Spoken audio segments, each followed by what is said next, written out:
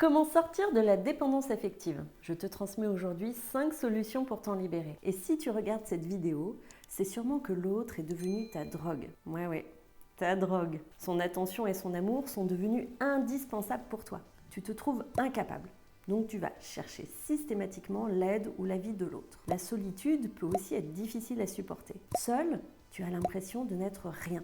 Donc tu cherches chez l'autre ce qui te manque. Et pour combler ton insécurité, tu utilises ton ou ta partenaire comme moyen de t'apaiser. Ça entraîne une dépendance, mais aussi un déséquilibre dans le couple. Tu es prêt ou prête à tout et tu attends d'être rassuré ou pris en charge. Mais c'est jamais assez. Le doute vient s'infiltrer de partout. Si tu veux savoir si tu souffres de dépendance affective, clique sur le lien en description pour faire le questionnaire que je t'ai préparé et obtenir ton résultat. Mais sache que la dépendance affective n'est pas une fatalité. Et je te propose aujourd'hui 4 pistes pour en finir avec ta dépendance affective.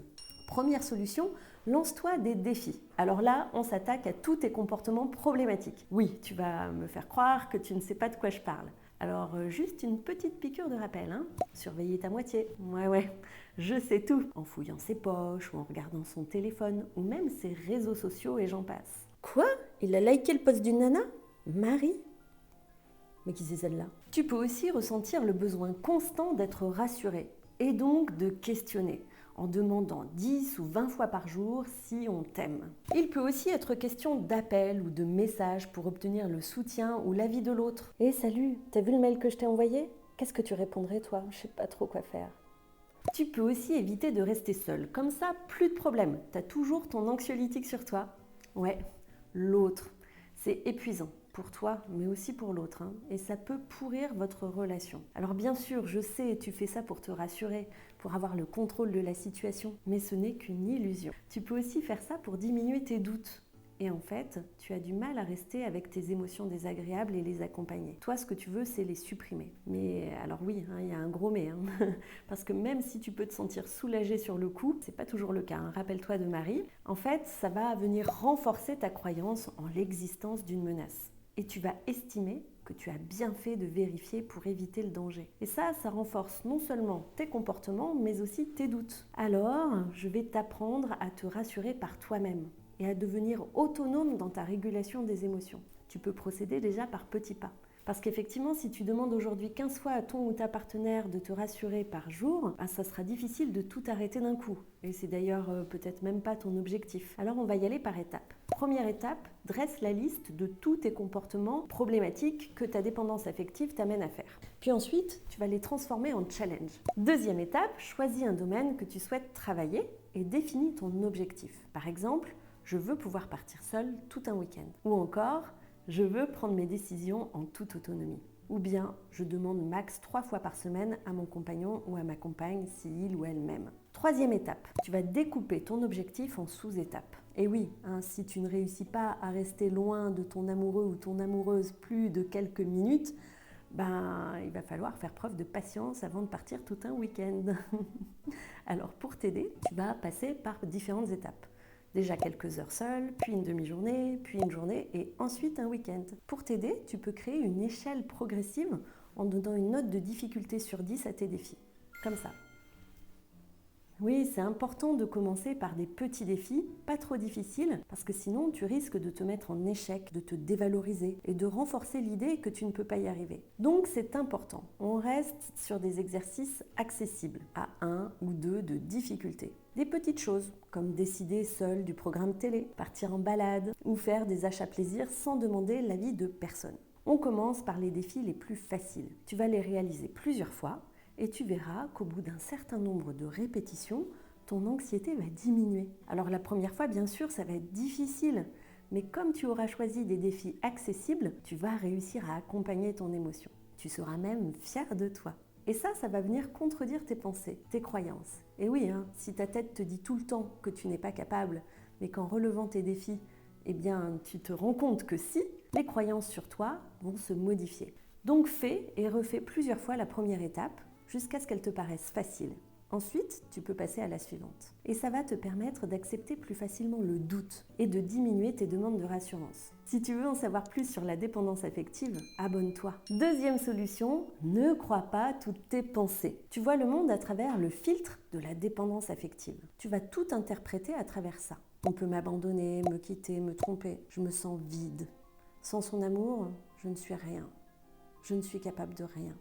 Si tu fais attention à ton discours intérieur, tu devrais vite les repérer. Mais je te donne un exemple. Imagine, tu as rendez-vous au resto avec ton ou ton partenaire, mais tu attends depuis 15 minutes et personne. 30 minutes passent, toujours rien. Qu'est-ce que tu ressens? Alors si tu souffres de dépendance affective, c'est sûrement de l'anxiété. Dis-moi si je me trompe. En fait, tu pourrais croire que c'est le retard qui crée l'anxiété. Mais en réalité, ce sont plutôt tes pensées. Partage avec moi les pensées que tu aurais dans cette situation. Et oui, tu pourrais te dire, mais il est où et avec qui?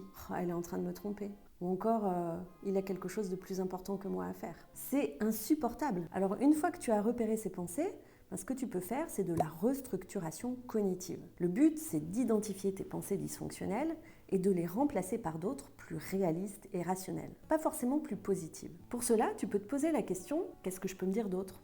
Comment je peux interpréter autrement? Alors dans notre exemple, il est certainement plus réaliste et rationnel de penser qu'il a eu un retard à cause de son travail, ou qu'elle a été prise dans les bouchons, ou qu'elle a du mal à trouver une place pour se garer. Alors à toi de rationaliser pour t'apaiser, plutôt que d'attendre que l'autre le fasse pour toi.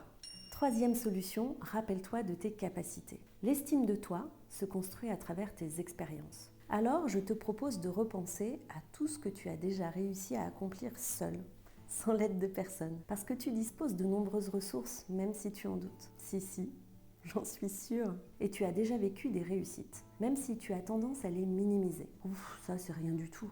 Tout le monde peut le faire. C'était facile. Pas vraiment, non.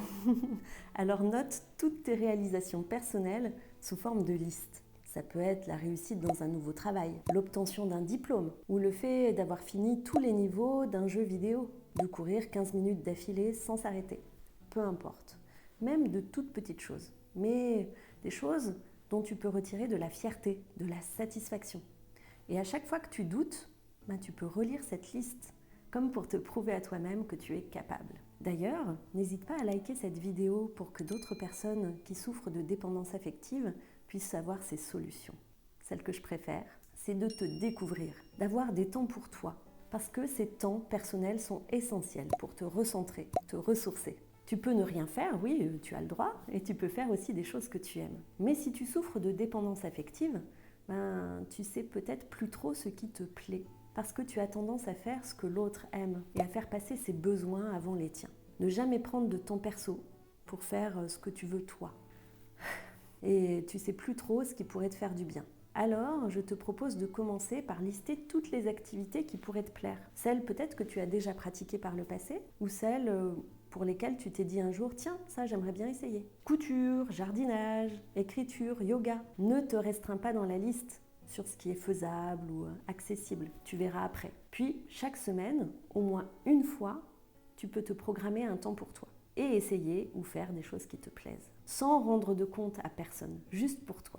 5. Identifier tes schémas. Ce sont des croyances que tu as intégrées pendant l'enfance sur le monde, les autres et sur toi-même. Ils t'ont servi à t'adapter à ton environnement et surtout à éviter de souffrir. Donc ils ont été très utiles. Mais maintenant que tu es adulte, il se peut qu'ils ne soient plus tout à fait adaptés. Il existe 18 schémas. Et ils ont tous certaines caractéristiques qui te permettent de les identifier. Ce sont des modes de comportement habituels dans ta vie qui existent depuis l'enfance. Tu vas souvent avoir recours au même type de comportement dans les mêmes situations. Ils sont autodestructeurs et ils luttent pour leur survie. C'est pour ça qu'il est si difficile de s'en détacher. Et comme ce sont des croyances qui influencent tous tes comportements, ils peuvent impacter absolument tous tes domaines de vie. Professionnel, familial, amical, amoureux. Les schémas, ils se créent pendant l'enfance en réaction à ce que tu as vécu. Et aussi en fonction des interactions que tu as reçues des personnes qui ont pris soin de toi, souvent tes parents. Et tes schémas, ils te poussent inconsciemment à reproduire toujours les mêmes scénarios. Ainsi, tu peux te rendre compte que tu es souvent attiré par le même type de personnes et que ça ne te convient pas vraiment. Je tombe toujours sur des connards. Je comprends pas, je n'attire que des femmes indisponibles. Le schéma d'abandon, c'est quand tu te dis « on va me quitter, on va m'abandonner, on va me tromper ». C'est l'impression que tu vas finir seul et que tes proches vont partir ou te quitter pour quelqu'un de mieux que toi. Les séparations, même temporaires, sont très difficiles et vécues comme un abandon définitif. Tu as beaucoup de mal à être seul et à faire les choses pour toi-même. Et une des façons de réagir, c'est de t'accrocher à tes proches. Mais tellement que ça peut les repousser. Tu peux aussi éprouver des difficultés à construire un lien profond avec l'autre et préférer éviter les relations pour éviter de souffrir. Tu peux aussi beaucoup tester la relation en tendant des pièges, en étant à l'affût de tous les signes qui pourraient indiquer un rejet, un abandon, et éviter les relations complètement. Comme ça, tu es sûr de ne pas être abandonné. Et c'est pourquoi prendre conscience de tes schémas, ça peut t'aider à t'en libérer. Surtout parce que certains schémas peuvent entraîner plus facilement de la dépendance affective. Et pour cela, tu peux demander l'aide à un psychologue spécialisé dans les thérapies des schémas. Dans le test que je t'ai préparé, dont tu trouveras le lien en description, j'ai intégré des questions pour identifier les schémas typiques qui provoquent de la dépendance affective. Donc le schéma d'abandon dont je viens de te parler, mais aussi le schéma de manque affectif. Ce schéma-là, tu peux l'identifier avec ce type de pensée. Mes besoins affectifs ne sont jamais comblés. Personne n'est capable de combler mes besoins. Donc tu développes la croyance que tes besoins émotionnels, comme par exemple être aimé, être compris, être écouté, obtenir de l'affection, de l'empathie, ça ne sera jamais satisfait par l'autre ou même par toi-même. Et donc les comportements typiques que ça peut entraîner, c'est de choisir inconsciemment des personnes distantes, de toujours avoir l'impression de ne pas être assez aimé ou qu'on ne te montre pas suffisamment d'attention, de ne pas réussir à exprimer tes besoins, parce qu'en fait, tu as envie d'éviter d'être déçu, mais si tu n'exprimes pas tes besoins, c'est sûr que la personne ne peut pas le deviner. Tu peux aussi éviter de rentrer en relation pour éviter de souffrir. Ensuite, le schéma de dépendance, tu peux le repérer avec ce type de pensée. Je ne peux pas y arriver seul. Tu te sens incapable de supporter les responsabilités. Tu as besoin des autres pour prendre des décisions ou pour te lancer dans de nouvelles activités. Donc tu es sans arrêt en train de demander la validation des autres. Tu te reposes sur eux et tu te fixes des objectifs facilement atteignables ou carrément tu te fixes pas d'objectif du tout. Tu évites vraiment les challenges. Ensuite, le schéma de fusionnement. Tu peux le repérer avec ces pensées. Je peux pas être heureux seul ou je peux pas être heureuse seule. L'attachement émotionnel est excessif vis-à-vis d'une ou plusieurs personnes. Tu as développé la croyance que tu ne pouvais pas vivre sans l'autre. Ainsi, tu peux te sentir vraiment dépendant des autres et avoir vraiment du mal à faire les choses seul. Voilà, j'espère que ces pistes t'ont aidé. N'hésite pas à partager cette vidéo à quelqu'un qui en a besoin. Et pour avoir d'autres solutions, tu peux aussi télécharger l'application Psynergie et taper ce code dans le chat. Tu auras accès à une vidéo exclusive avec d'autres pistes. Le lien est dans la description. À bientôt!